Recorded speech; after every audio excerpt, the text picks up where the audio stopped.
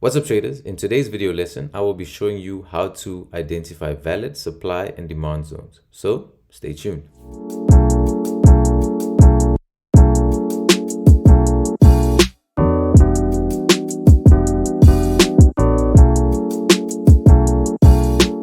Now, today's video lesson is going to be another installment in this little mini series of video lessons that we've got going on the channel. The previous video lesson that we posted roughly about 2 weeks ago was the how to enter a trade video, in which I essentially break down 3 very simplified entry models that you can use to execute trades using smart money concepts. If you haven't watched any of the previous videos, I highly suggest that you head over to the channel. You can go onto the playlists tab and then look through the 6 video lessons that we've already posted, right? Highly suggest that you guys go ahead and watch those videos, because every video that we make in this series just adds on to the information given in previous videos, all right? Now, before we dive into today's lesson, I just want to remind you guys again of that simplified smart money concept setup that we look for, right? This particular markup you guys will be very familiar with if you watched the previous lessons, but essentially this is all we're looking for when trading smart money concepts in the financial markets, right? We're essentially looking for a valid break of structure in the direction of the underlying trend. And then once that break of structure has occurred, we want to wait for price action to pull back towards a higher probability zone before continuing with the underlying trend. All right. Now, we have spoken about breaks of structure. We have spoken about how to identify external structure swing points. And in doing so, explained how a change of character is formed, all right, and how to identify a change of character, why it's important. We've spoken about liquidity. We've also touched on the premium and discounted pricing and how they help us find high probability zones to enter that underlying trend. And then last time out, we spoke about 3 entry models that we can look for to enter into the market once price action has traded into a valid supply or demand zone. So today, what we're going to be looking at is we're going to be looking at how to correctly identify these particular supply and demand zones. And as always, we're going to start off with a little bit of theory, give you guys just a couple of terminologies, a couple of explanations before diving into the charts for a more practical way of tying everything together, all right? Now, first and foremost, I think it's important that we just do a little bit of housekeeping and discuss some of the terminologies that you may have heard or that you may have come across in the smart money concepts trading ecosystem or the smart money concepts environment. All right. Now, me personally, I refer to my zones as supply and demand zones. All right. So S&D levels, S&D zones, they basically refer to supply and demand zones. Now, what is supply and what is demand? Well, supply is essentially an area of the chart where a large amount of sell orders enter the market and push price to the downside. All right. What is demand? Demand is an area of the chart where a large amount of buy orders enter in the market in order to push price up, right? That's essentially what supply and demand is. Other terms that you may hear thrown around a lot are POIs and AOIs, all right? Now, what do they stand for? A POI is essentially a point of interest, okay? And then an AOI is essentially an area of interest. Now, it's important for you to note that an AOI and a POI is exactly the same as a supply or demand level, right? These are just terms that people have come up with to help differentiate themselves for their particular trading community, right? As you guys know, there are a bunch of trading communities out there, and a lot of times the founders of these communities will come up with certain terms for the concepts used in smart money concepts, right? Just to help differentiate their community a little bit more. But essentially, what a POI or an AOI is, it refers to a supply or demand zone that is identified on a higher time frame. So essentially what happens is, after a trader has identified a supply or demand zone or a higher time frame, he will then wait for price action to trade into these zones. And then once they have traded into these zones, traders will wait for a valid entry model to form on the lower time frames within these zones before executing a trade. All right, so think of it this way: when people refer to a POI or an AOI, they refer to a higher time frame area, a higher time frame supply or demand zone, which they want to look to execute within, but where they first want to wait for price to pull into that zone, then they'll wait for their entry model to form before trading lower. All right, so a POI is the same as an AOI. Both of those are supply and demand zones. Another thing that gets thrown around a lot is something called an order block. Now, what is an order block? An order block is essentially a supply and demand zone. The only difference is it refers to a lower time frame supply and demand zone that has been refined within a higher time frame. So let's just say, for example, that you have a particular trending market going to the downside, all right? And as you can see in here, you've got, let's just say, a 4-hour zone here. All an order block would be a refined 15-minute supply zone that sits within the 4-hour zone that you're looking to trade from. So think of it this way: your 4-hour supply zone would be referred to as an AOI or a POI because it is on the higher time frame. And then this 15-minute zone that has been refined within the larger zone is then referred to as an order block. All right. Me personally, all of my zones I just refer to as supply and demand, because remember, when trading, you want to keep things as simple as possible. You want to cut out the noise. You want to make sure that you come up with an approach that is very repeatable and that you can execute consistently and repeatedly over time, right? So just a little bit of housekeeping there in terms of the terminologies. Now, what are some of the characteristics of supply and demand zones, right? They're very, very simple, but very effective if you understand them. Now, first of all, supply and demand zones are essentially just candles, okay? Supply and demand zones often result in a break of structure. When you have a supply zone, it is essentially the last bullish candle before a bearish break of structure occurs. I'll say that again. When you have a supply zone, you essentially have the last bullish candle before a bearish break of structure occurs. And then obviously for your demand zone, it would be the inverse.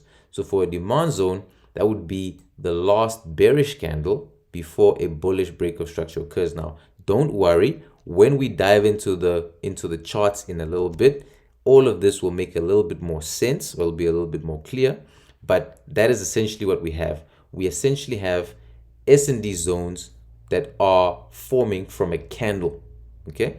As we said in our terminologies, right? Remember, we said that a supply zone and a demand zone, these are areas of the chart where a large amount of orders step into the market. Now, these areas of the chart, they essentially originate from a candle. Now, the final characteristic that we have of supply and demand zones is that supply and demand zones are often immediately followed by a large engulfing candle. And that's very important for you to note, all right? I'll say that again.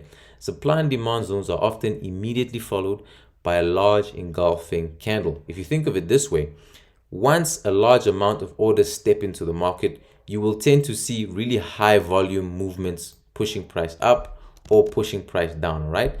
And that's essentially how we know that we have just seen the formation or the creation of either supply or demand zone, right? Now, how do we identify valid supply and demand zones? There are 3 very simple rules in the form of questions that we can use to do just that. First of all, does a large engulfing candle form after the zone is created? Secondly, is imbalance left behind after the zone is created? As you guys may or may not know, imbalance essentially occurs when a large amount of volume steps into the market and shoots price either up or down, causing inefficiency to be left behind.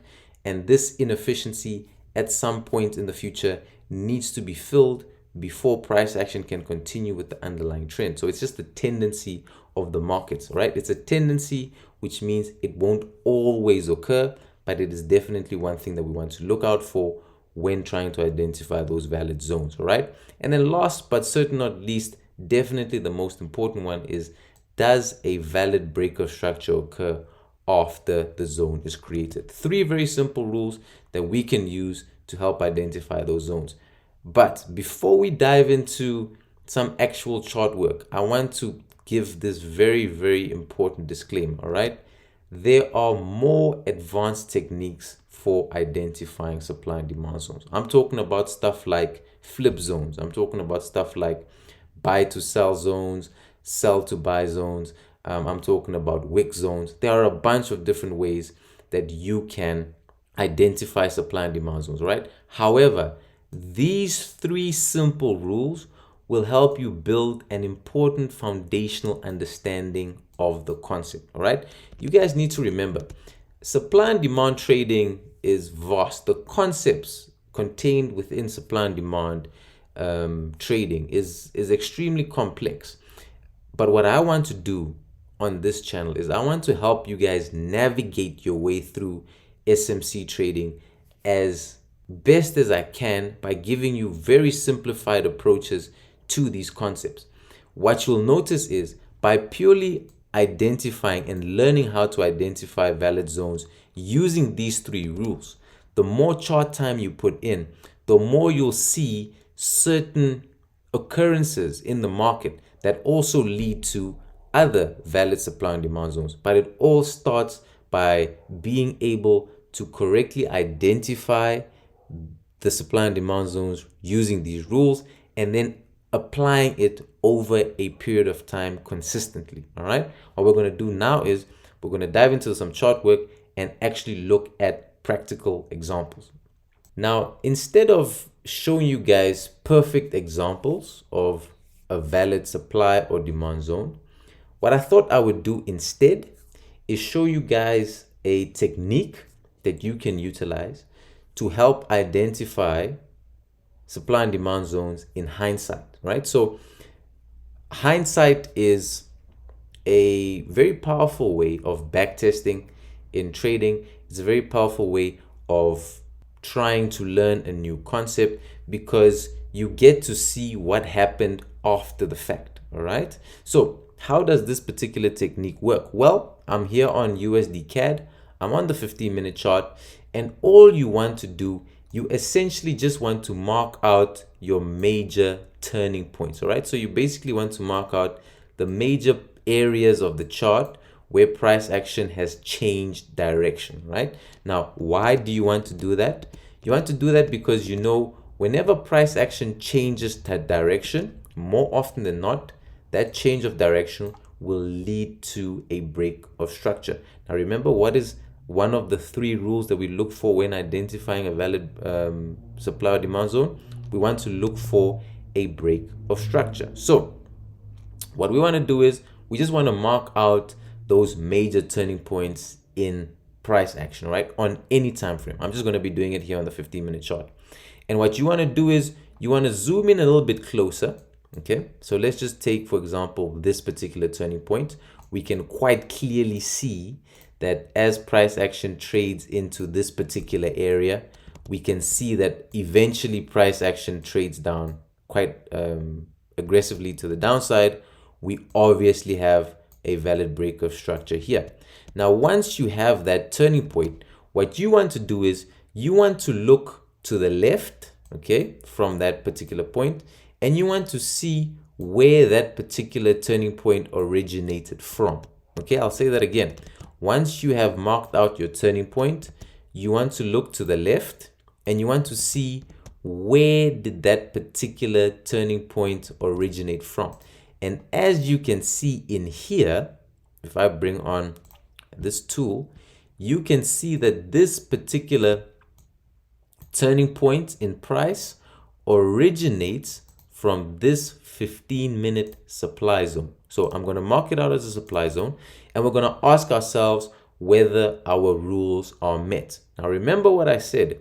When you're looking for a supply zone, you're essentially looking for the last bullish candle before a bearish break of structure. So here we have our bullish candle. This is the last bullish candle that forms before we get this break of structure. Now remember, this is a 15-minute break of structure. Okay, so this is the last bullish candle which came from this uptrend that formed before price action rolled over to break this structure.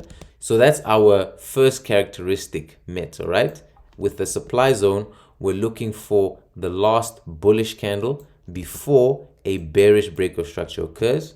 Awesome. The next thing we want to do is there a large engulfing candle that forms after your zone is created? Remember, we said that supply or demand zones are just candles. So does a engulfing candle form after the zone is created? We can see that we have this large bearish engulfing candle in here. So that's rule number one met. Rule number two states, is imbalance left behind after the zone forms? We can see that this is our imbalance in here. So that is rule number two, which is met. And then finally, does the zone lead to a valid break of structure? And you can see that in here, we have a valid break of structure. So that's rule number three met. So in here, what we have just done is we have successfully identified a valid 15-minute supply zone. How do we know that it is a supply zone? Because it is the last bullish candle before a bearish break of structure. We can see that we have a large engulfing candle which forms after the zone is created. We can see the imbalance that is left behind after the zone is created. And we can see that this particular zone results in a break of structure. So this is now a valid 15-minute supply zone. And all we look for then, after price action has broken structure to the downside, we essentially want to look for price action to trade into our zone. And once price action trades into our zone, we can then start looking for price to push to the downside. Because why are we looking for price to continue down? Because we are in an established downtrend. All right, I don't want you guys to get too caught up on the overall picture. I just want you to zero in on identifying a valid supply or demand zone. Now, quickly touching back on the terminologies that we spoke on earlier, if you are an intraday trader and you are someone that likes executing trades on the 1 minute, okay, this particular 15-minute zone would be your AOI. It would be your higher time frame supply or demand zone. So you want to be waiting for price action to pull into the zone. And once price action pulls into the zone, you want to wait for an entry model on your 1 minute before executing a trade to the downside. All right, what a lot of traders do is they will set an alert just before the zone. As price action trades into that zone, the alert gets triggered. Once it trades into the zone, now we wait for that entry model to occur. And I have already equipped you guys with 3 very simplified but very effective entry models that you can look for when prices traded into a supply or demand zone in order to get involved in the market. Right, so to end off the video, let's just do one more example. I actually want to get one that doesn't quite play out that well.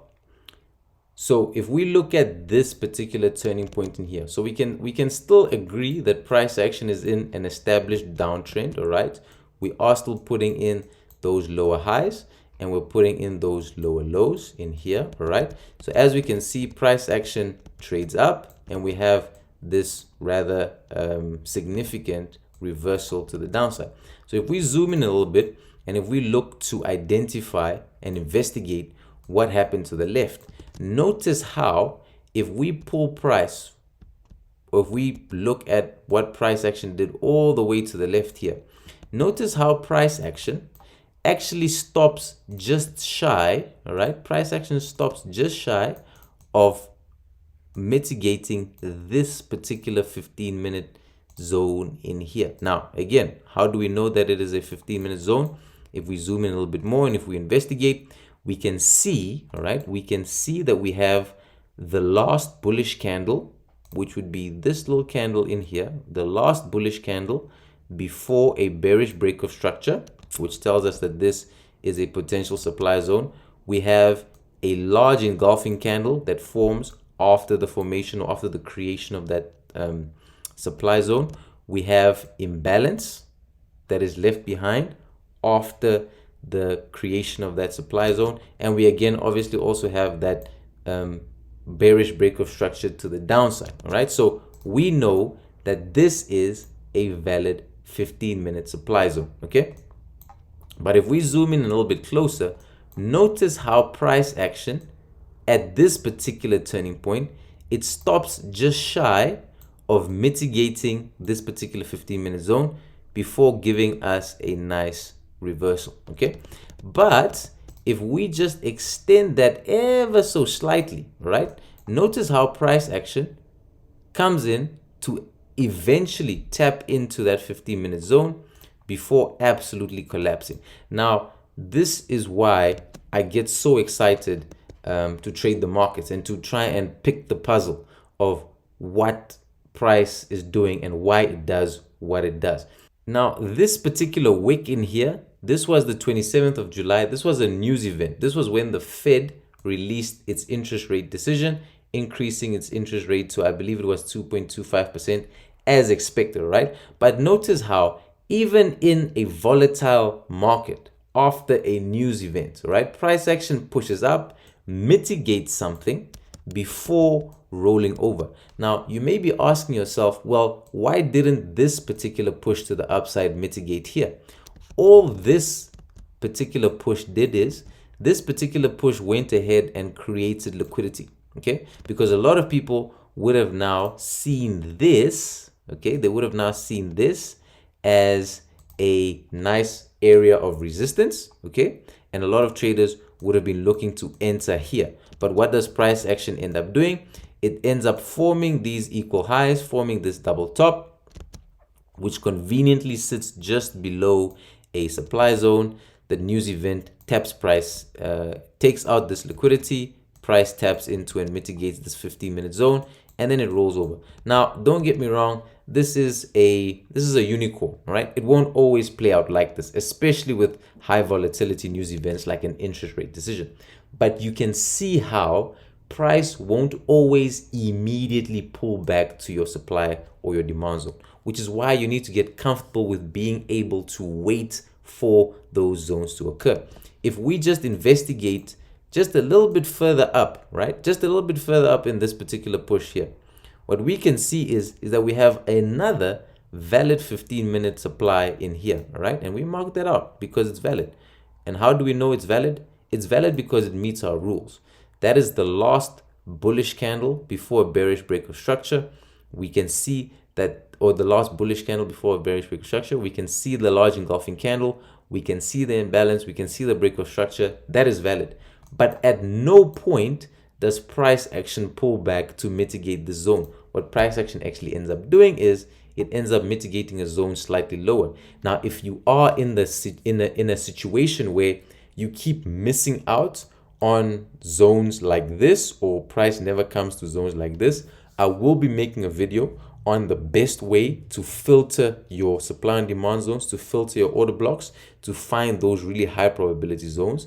But for now, what I want you guys to do is take this hindsight technique, apply it to any market that you trade regularly, and just practice identifying supply and demand zones. Get into the habit of trying to see them form, right? And once you have done them in hindsight, you can go ahead and in the live market, look to see them form. If you guys enjoyed this video, please make sure that you hit that like button. Make sure that you subscribe to the channel so you don't miss out on any future content. I really appreciate you guys so much for watching, and I'll see you in the next one.